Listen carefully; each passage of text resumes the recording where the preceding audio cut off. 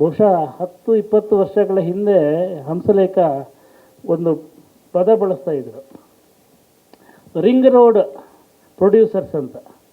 ಆದರೆ ಯಾರಿಗೆಲ್ಲ ring road ಪಕ್ಕದಲ್ಲಿ ಮನೆ ಇರುತ್ತೋ, ಅಲ್ಲಿ ಜಾಗಗಳಿರುತ್ತೋ, ಒಂದು ಸೈಟ್ ಮಾರೋದು, ಒಂದು ಸಿನಿಮಾ ಮಾಡೋದು. ಆಮೇಲೆ ಎಲ್ಲ ಬೆರಳಿಗೂ ರಿಂಗ್ಗಳು ಹಾಕ್ಕೊಂಡಿರೋದು. ಈ ರಿಂಗ್ ರೋಡ್ ಪ್ರೊಡ್ಯೂಸರ್ಗಳಿಂದ ಹೇಗೆ ಚಿತ್ರರಂಗ ಹಾಳಾಗ್ತದೆ ಅಂದರೆ, ಅವರಿಗೆ ಬೇರೆ ಯಾವುದೂ ಇರೋಲ್ಲ. They have money, they want to invest. ಹೋದರೂ ಹೋಯ್ತು, ಕುದುರೆ ಬಂತು. ಅಂದರೆ ಅವರಿಗೆ ಏನೂ ಹೆಸರಿಲ್ಲದವನು ಪ್ರೊಡ್ಯೂಸರ್. ನಾಳೆ ಅದು ಯಾರ್ದೋ ಮನೆ ಅಂತ ಕೇಳಿದ್ರೆ ಅದು ಯಾರ್ದೋ, ಅದು ಕೃಷ್ಣಪ್ಪನ ಮನೆ ಅಂತಾರೆ. ನೆಕ್ಸ್ಟ್ ಡೇ ಏನಾರು ಸರ್ ಪ್ರೊಡ್ಯೂಸರ್ ಮನೆ ಅಂತಾರೆ, 4 ಗಾಡಿ ನಿಂತಿರುತ್ತೆ. ಈ ಒಂದು ಅವನ ಜೀವನ ಬದಲಾವಣೆಗೋಸ್ಕರ ಒಂದು ಚಿತ್ರರಂಗಕ್ಕೆ ಬಂದು ಚಿತ್ರರಂಗವನ್ನು ಒಂದು ರೀತಿಯಲ್ಲಿ ಹಾಳು ಮಾಡಿದಂಥ ಒಂದು ದಿನಗಳಿದ್ವಲ್ಲ, ಇವತ್ತು ಬರ್ತಿರುವಂಥವ್ರು ಯಾರು ಅಂಥವ್ರಲ್ಲ ಅಂತ. ಅಲ್ಲಿ ಇಂಜಿನಿಯರ್ಸ್ ಅವ್ರು ಓದಿರ್ತಾರೆ, ಅವರು ಬೇರೆ ಪ್ರೊಫೆಷನ್ನು ಅದನ್ನು ಬಿಟ್ಟು ಇಲ್ಲಿ ಬಂದು, ಅಂದರೆ ಇವತ್ತಿನ ಟೆಕ್ನಾಲಜಿ ಬಹುಶಃ ನಮಗೆಲ್ಲರಿಗೂ, ನಮ್ಮ ಎಲ್ಲ ಪ್ರೊಫೆಷನ್ಗಿದೆ ಇದು. ಇವತ್ತಿನ ಟೆಕ್ನಾಲಜಿ ನಮ್ಮನ್ನು ಡ್ರೈನ್ ಮಾಡ್ತಾ ಹೋಗುತ್ತೆ, ಒಡಗಿಸ್ತಾ ಹೋಗುತ್ತೆ. ಇದೆಲ್ಲ ನಮ್ಮ ಕೆಲಸ ಅಂತ ಅನ್ಸೋಕ್ಕೆ ಶುರುವಾಗುತ್ತೆ. ಒಂದು ಕಲೆಯ ಜೊತೆ ಸಂಪರ್ಕ ಬೇಕು ಅನಿಸುತ್ತೆ. ಹಾಗಾಗಿ ಇಂಜಿನಿಯರ್ಸು, ಡಾಕ್ಟರ್ಸು, ಜರ್ನಲಿಸ್ಟ್ಗಳು ಎಲ್ಲ ಸೇರಿ ಒಂದು ಸಿನಿಮಾ ಮಾಡೋಣ, ಒಂದು ಹಾಡು ಬರೆಯೋಣ, ಒಂದು ಕಲೆಯಲ್ಲಿ ತೊಡಗಿಕೊಳ್ಳೋಣ ಅಂತ ಆ ರೀತಿಯಾಗಿ ಬಂದು ಮಾಡಿದಂಥ ಸಿನಿಮಾ ಇದು. ನಾನು ನೋಡಿದಾಗ ಅಂದರೆ ಪ್ರತಿ ವಾರ ಸಿನಿಮಾ ಬಿಡುಗಡೆ ಆದಾಗಲೂ ಹೊಸೊಬ್ಬರು ಬರ್ತಾಯಿರ್ತಾರೆ. ಹೊಸೊಬ್ಬರು ಬಂದು ಸರ್ ಒಂದು ಟ್ರೈಲರ್ ನೋಡಿ ಅಂತಾರೆ. ಆ ಟ್ರೈಲರ್ ನೋಡಿದಾಗ ಅದರಲ್ಲಿ ಅವರ ಒಂದು ಕನಸುಗಳ ದೊಡ್ಡ ಒಂದು ಸೌಧ ಕಾಣಿಸುತ್ತೆ ನನಗೆ. ಅದನ್ನು ಸಾಧು ಕೋಕಿಲ ಅವರು ಹೇಳಿದಾಗೆ ಅಕಾಡೆಮಿ ಏನು ಮಾಡ್ಬೋದೋ ಗೊತ್ತಿಲ್ಲ.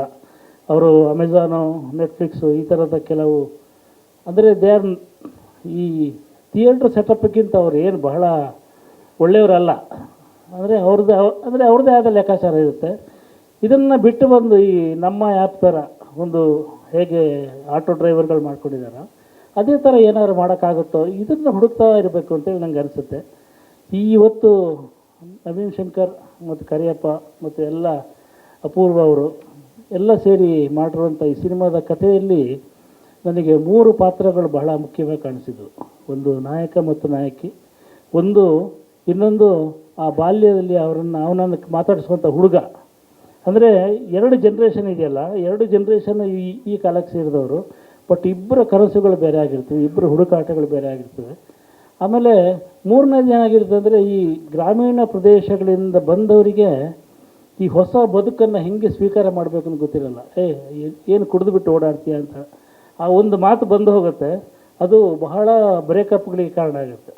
ಬಟ್ ಅದು ಬೇಕು ಅಂತ ಆಡಿದ ಮಾತಾಗಿರಲ್ಲ, ಅದೊಂದು ಫ್ರಸ್ಟ್ರೇಷನ್ ಬಂದಂಥ ಮಾತಾಗಿರುತ್ತೆ. ಹೀಗಾಗಿ ಇವತ್ತು ಡೈಲಾಗ್ ಅಂತ ಇದೆಯಲ್ಲ, ಲೈಫಲ್ಲಿ ಆಗುವಂಥ ಡೈಲಾಗ್ಗಳು ಲೈಫನ್ನು ಬಹಳ ಬಿಟ್ಟರ್ ಅಂದರೆ ಬಹಳ ಕಹಿಯಾಗಿ ಮಾಡ್ತವೆ. ಅದನ್ನೆಲ್ಲ ನಾನು ಈ ಸಿನಿಮಾದ ಟ್ರೈಲರಲ್ಲಿ ನೋಡಿದೆ. ಬಹುಶಃ ಈ ಸಿನಿಮಾ ನೋಡಲಿಕ್ಕೆ ನಾನು ನಿಜವಾಗ್ಲೂ ಕಾಯ್ತೀನಿ. I have a great respect for Naveen Shankar. ಯಾಕಂದರೆ ಅವರ ಸಿನಿಮಾಗಳನ್ನು ನೋಡಿದ್ದೀನಿ, ಅವರು ಎಷ್ಟು ಕಾಯ್ತಾರೆ ಅಂತ ನೋಡಿದ್ದೀನಿ. ನನಗೆ ಜ್ಞಾಪಕ ಬರೋದು, ನನ್ನ ಗೆಳೆಯ ಒಬ್ಬರು ಡೈರೆಕ್ಟರ್ ಇದ್ದರು, ಕಂಠಿ ಅಂತ ಸಿನಿಮಾ ಮಾಡಿದರು. ಅವರು ಇನ್ಮೇಲೆ ನಾನು ರೀಮೇಕ್ ಮಾಡಲ್ಲ ಅಂತ ಹಿ ವೇಟೆಡ್ ಫಾರ್ ಮೆನಿ ಇಯರ್ಸ್. ನಾನು ಮಾಡೋಲ್ಲ ರೀಮೇಕು, ನಾನು ಒಳ್ಳೆ ಕತೆ ಮಾಡ್ತೀನಿ ಅಂತೇಳಿ. ಆ ರೀತಿ ಕಾಯುವಂಥವರು ಕೆಲವೇ ಜನ ಇರ್ತಾರೆ, ಅಂಥವರಲ್ಲಿ ನವೀನ್ ಶಂಕರ್ ಒಬ್ಬರು.